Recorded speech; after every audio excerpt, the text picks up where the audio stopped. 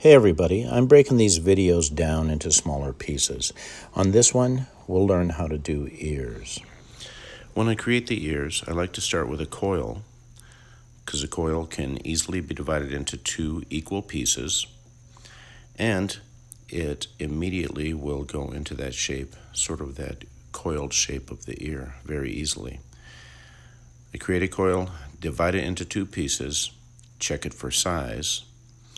This looks pretty good. So now I want to work them side by side so that I can achieve symmetry. So I take them and I put them together so that I can attempt to achieve symmetry. I'll push them around a little bit, try to get approximately the same shapes, and try to form it into basic ear shapes. I may have gone further than I even needed to here. Remember that this clay is very soft, especially after I work with it for a while. And it's going to get pushed around more when we reattach them. So there's no need to spend too much time right here getting them perfect.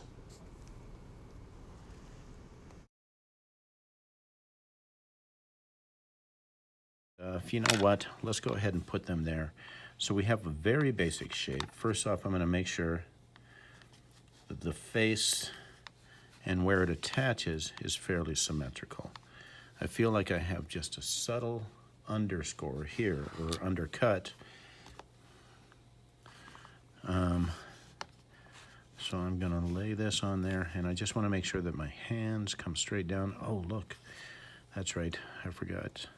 It's been a while. I haven't got back to this in a while, so it's I know that we made it wink. I may thin this cheek a little, and so I can puff this one up a hair.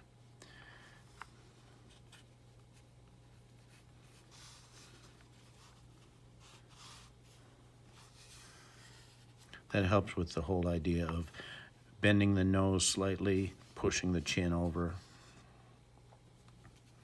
Now, since I'm getting into this piece fresh, and it's been sitting around for days, even if it just sits for a little while at room temperature, it's going to cool off a little bit. And so right now, this piece is cooler than it was in our last video.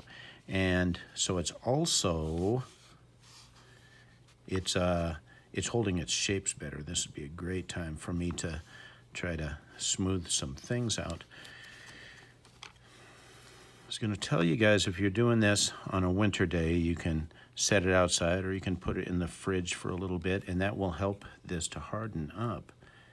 Because my greatest problem with this very soft oil-based clay is that it's just so soft. I can't get it to hold I can't get it to hold its details. And so I'm constantly having to redo details because I brush them. I hurt them, I hit them in some way, and I think I'm gonna continue. I'm really exaggerating the curve of the face here. I want this side to be a big curve and this side to almost be, to have this element of going the opposite direction. You know what I mean?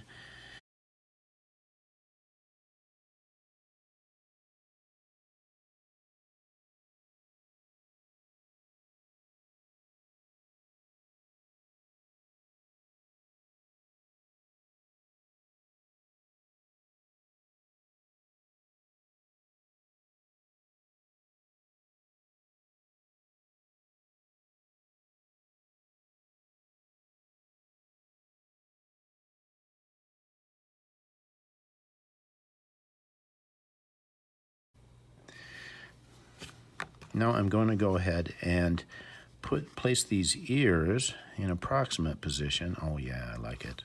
I think that's fun. It's just hilarious.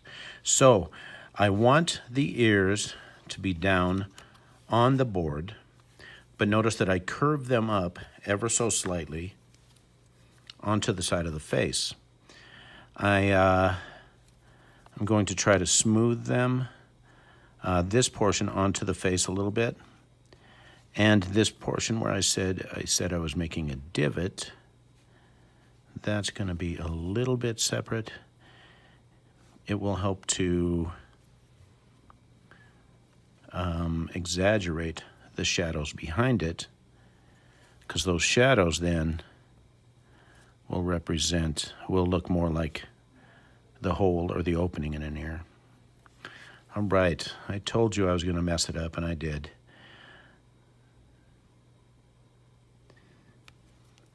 So I guess the point on leaving this thing sitting, yes, was that it's a little bit cooler, and so I could tell immediately that when I made a mark with my finger, that mark was going to stay there, and it wasn't going to push around as much as a regular mark would. Okay. All right. I am going to push to get to a point where we can, maybe after we do the ears, I'll try to smooth some of this out a bit. I want you to see this process and a couple of little tricks that we can do in order to cause that process to go a little easier.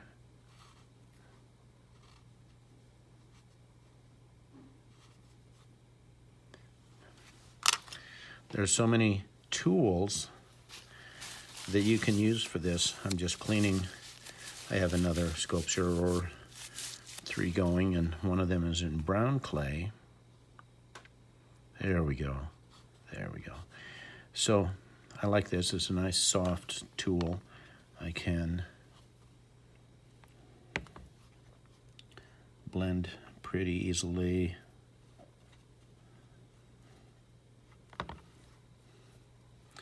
I might be able to press certain shapes in there, but if I want them to look the same, I should try to use the same tools and press in the same manner. Oh boy, I've lost it now.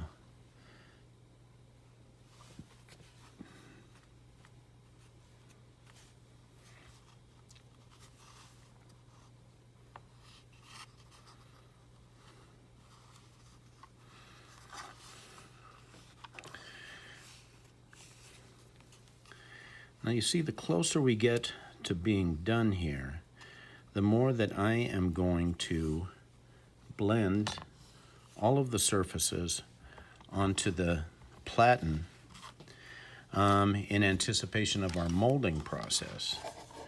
So you see that I want this to be all the way down on the surface with no undercuts. We're going to do the same thing here. If you can see a strong shadow, then that is an undercut. And so even though I might allow a little bit of an undercut, because remember, I'm going to cast this, after I mold it with plaster, the soft clay should come out of there pretty easy. And then I'll cast it with latex, so the latex should flex a little bit. So we are able to flex a bit. It's the severe undercuts that are going to give us problems, and so that's normally what I'm trying to avoid.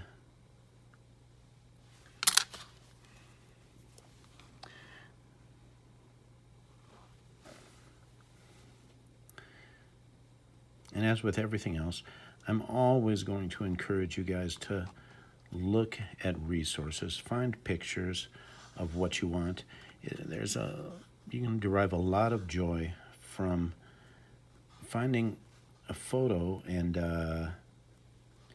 creating something that's there in front of you. It's like if you decide that you're going to do a picture of a person and you're using a resource, the picture is going to be more effective. It's going to look more like a person. Many students are doing pictures of animals or sculptures of animals, and it's foolhardy to think that you are holding all of that information in your head. So if you're doing a wolf, you pull out pictures of wolves, you look at them from the side and from the top and from the front, and just look at them from a lot of different angles. All right, so I'm starting to like the structure of this.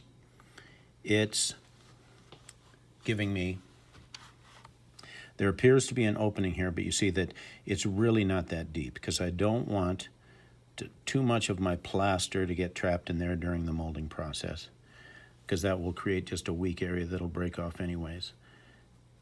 So I guess one thing I think about is the shape of a curve.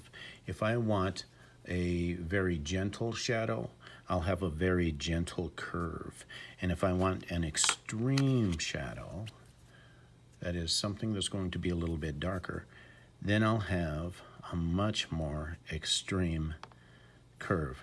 So you see how right here, you know, this curve, I'm going from, you know, I can go from over a 90-degree area like this, and I'm traveling around there, but it doesn't create a real hard shadow because it's a softer curve. Then I get to this one, I'm just going 90 degrees also, right? But now instead of going gradually over, I go really extremely over. I create a very rapid change of that, and then that creates a really strong shadow. So throughout our sculptures, that's one of the things that we're looking for. We're going from, I don't like this, we're going from, with different varieties of shapes, and sometimes it's more important to have the shadow you want than to have the shape you want. I hope you know what I mean, because right here in the ear, I might have some of the anatomy that ears have, but it doesn't, of course, look like an ear. What I'm actually doing is creating the appropriate shadows. If I need a little bit more space in here, I'll pull a little bit out. But notice I don't have a big ear canal in there. I don't have to be that realistic. I just have to have a strong division between this shape and this one back here. A little bit of space creates the impression of a void or an opening.